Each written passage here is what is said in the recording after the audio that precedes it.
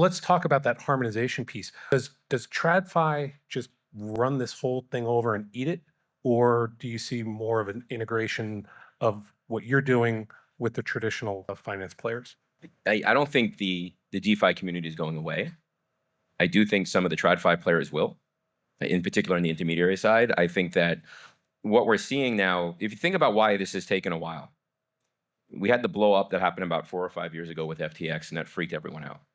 But at that time, they always say, like, in winter is when work starts, right? Work started, right? JP Morgan started, Credit Suisse, all different types of banks around the world started to look at this. We launched a repo platform 6 years ago that we were doing nothing on it. Now, I think this morning we announced we're doing $384 billion a day. So it's the comfort level, number one. Number two is regulatory clarity, which is starting to come out. And I think once regulatory clarity comes out, I think people start to build on top of it. And the third one, which is probably the most important, is how do I make money? And I think it took folks a little while. And listen, if you run a traditional business and all of a sudden you see this new thing and you're like, well, wait a second, I make $100 billion over here, $5 billion over here. You're telling me that's going to go away? The initial reaction is, I'm going to fight that a little bit. I think we're on the other side of that now. But just look at the acquisitions over the last few weeks, last few months.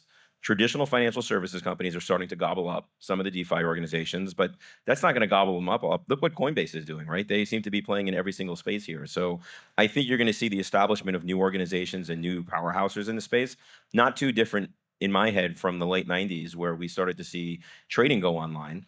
And when trading went online, you have a few companies that have continued through the test of time and introduced new ways. We saw price of trades go from $150 to $10 now to free. That was all front office. We're going to start to see the same thing on the back office, which is what this is. I think the other side is happening too, which is we have the crypto native players that are working their way into TradFi space from a full stack perspective, right? You mentioned Coinbase playing in this space. We obviously took a was a unique path at the time, and now the path of getting a federal bank charter in 21. There's 10, 12 of those pending right now, many of those crypto native firms. And so I think we're seeing this merger, I suppose, within the ecosystem. I do think the regulatory clarity piece is a really interesting one. Genius part of this year, but is really only a small part of the story. Like what we're pending on around market infrastructure is huge. And what's interesting about that from the TradFi question is I see Genius as a bit of a wake-up call to a lot of the large traditional banks, particularly the super regionals that were sort of waiting on the sidelines.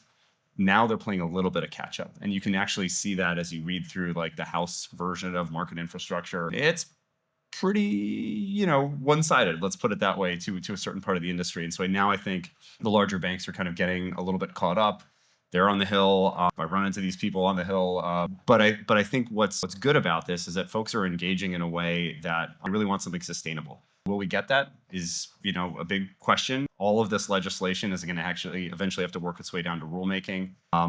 That'll probably take another 2 years, and that's assuming we get something in market infrastructure within the next few months. I think we're on the right path. It's just going to take a lot of time. We need to make sure we don't go so far one direction that we end up with a pendulum swing in 3 years.